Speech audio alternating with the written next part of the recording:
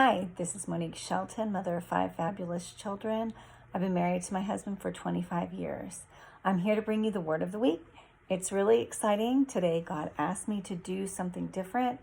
And so I am in my prayer room in my house, and I'm going to give you the word of the week. And He asked me to give my testimony. So this is not going to be a short video, but we'll break it up into segments because my testimony is so much that I couldn't get it on a 5-minute video. So the word, though, is Revelation 12:11. They overcame him by the blood of the Lamb and the word of their testimony, even unto the death. So that is the word from the Bible that where it says that we overcome the enemy with his blood, Jesus's blood, and the word of our testimony. That's our own testimony. That's whatever Christ has brought us through and what he's brought us to.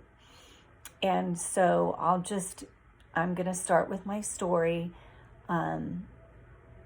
So I was born and raised in California. I had 2 parents, very dysfunctional parents. They were alcoholics and drug addicts, and they did not take care of us children very well. I have 2 brothers and I have a sister. And so basically my parents partied all the time, and we were very neglected. They left us at schools. They left us just to be mishandled by people. There was sexual abuse in my family, perversion. There was a lot of really bad stuff that had went on. And so I grew up, and it was so dark in my house. There was not a feeling of safety. It actually, was scary all the time. I remember thinking when I was a child that how was I going to make it to the age of 12? Like, I thought I was going to die. I witnessed a lot of fighting. My mom and dad fought physically, horrible fights with blood. And then, my mom would have boyfriends, other husbands that also were very abusive. And there was just no safety. There was no safety in my home life. I didn't feel safe at all. Actually, the time that I felt the safest was going to school. But then I felt really let down by the school system because I didn't know why they didn't see that I was neglected or being abused sexually, sometimes physically. But I did go to school, and that is where that I felt the safest.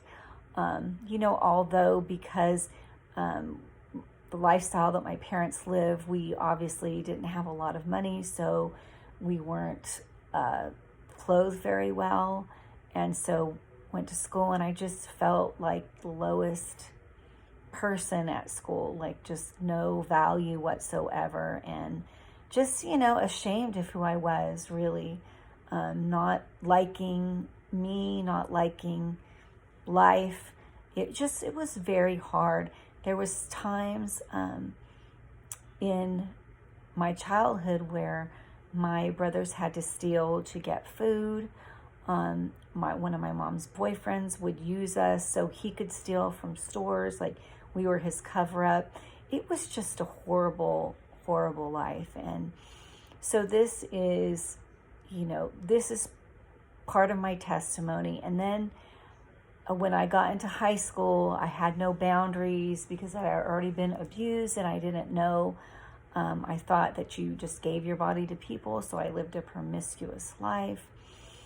And, I started doing, it was like I was my own abuser, put myself in very bad situations. I tried drugs and partied every weekend, and I drank, and I started smoking at like the age of 13 years old. It was just bad. Like, things were bad, and I didn't know that life could actually be any different than that. So that is what I did. That's what my family did. The people around me did. We all did that. But so that is the first This will be the first segment of my testimony. Next week, I'll post the continuation. But just know, obviously, Jesus got the best of my life and the best of me, and my kids have the best of him. So anyway, have a great week. I love you, and you be blessed. And thank you for listening.